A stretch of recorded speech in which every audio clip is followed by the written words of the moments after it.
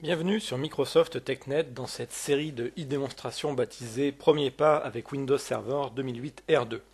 Dans cette e-démonstration, nous allons voir comment faire l'installation de l'autorité de certification Racine d'entreprise sur Windows Server 2008 R2. Donc petit rappel, la série de e-démonstrations Premier pas avec Windows Server 2008 R2 a pour objectif en fait de vous faire découvrir de manière progressive les nouvelles fonctionnalités de Windows Server 2008 R2, le tout au travers de la construction d'une plateforme d'évaluation.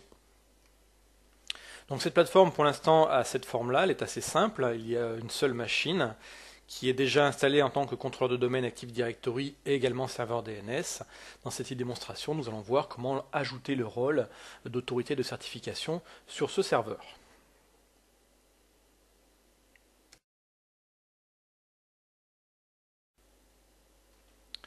Donc là nous sommes sur LH01R2. Depuis le serveur manager, donc le gestionnaire de serveur, je vais venir ajouter un rôle, donc add role.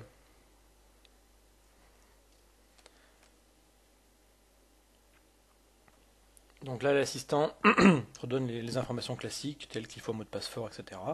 On sélectionne dans les rôles qui nous intéressent le Active Directory Certificate Services.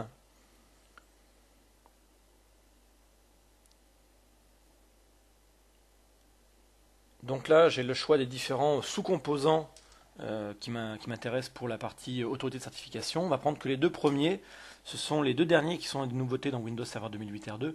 On les verra plus tard dans une autre e-démonstration.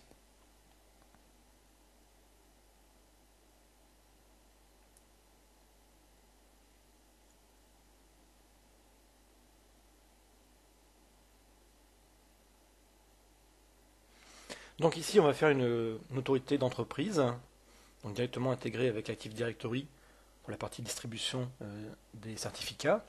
C'est la première autorité de certification de la plateforme, donc c'est une route CA. On va faire créer donc une nouvelle clé privée. On utilise les algorithmes standards disponibles. On aurait pu prendre du SHA-256 ou du SHA-384. Là, on va rester simplement avec les données par défaut. Validité de la plateforme 5 ans, de la CA 5 ans, ce qui est largement suffisant pour une plateforme de démonstration. Les logs par défaut sont stockés dans les chemins par défaut. On sélectionne également ici, en cliquant sur suivant, on laisse les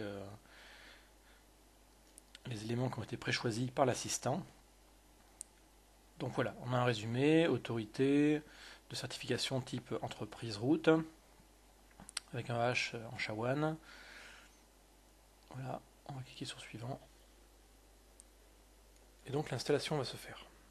A noter, à partir du moment où vous avez installé une autorité de certification sur une machine, vous ne pouvez plus changer le nom de la machine. Donc attention, quand vous faites ce type d'installation, il faut prévoir que c'est censé être normalement pour durer. Donc si toutes les machines utilisées dans la plateforme de démonstration étaient des machines à partir de Windows Vista, Windows 2008 ou du Windows 7 ou de 2008 R2, on aurait pu faire générer en fait une clé privée avec des algorithmes de type SHA-256, SHA-384 ou SHA-512. Là, juste pour des raisons de compatibilité, éventuellement avec des systèmes antérieurs, j'ai gardé du SHA-1. Donc le rôle est installé, on peut aller le vérifier. Donc au niveau du gestionnaire de serveur, on retrouve ici le résumé par rapport à la configuration de la CA. On peut vérifier que, le certificat de cette autorité de certification est correct en venant prendre en fait l'événement ici, en faisant un copier-coller.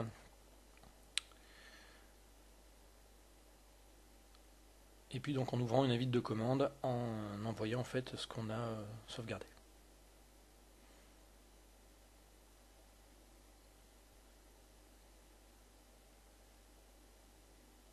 Alors là on a un message d'erreur parce qu'en fait le copie dans l'interface graphique copie l'ensemble du texte et non pas la ligne qui m'intéresse.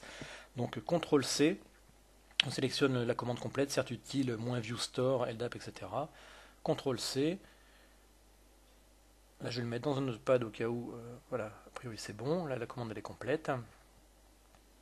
Et dans l'invite de commande, donc on va faire un CTRL V, ou un paste, voilà. Cette fois-ci, la commande s'exécute bien et on voit apparaître en fait le certificat de l'autorité de certification qui vient d'être installé.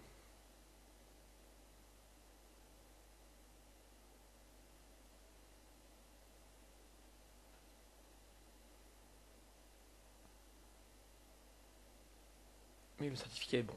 Voilà, donc là l'autorité en fait est installée et est fonctionnelle.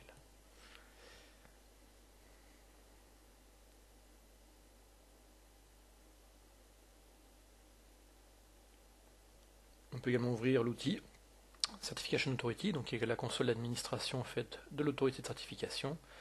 On voit ici qu'on a une petite bulle verte, et donc la CA doit être opérationnelle.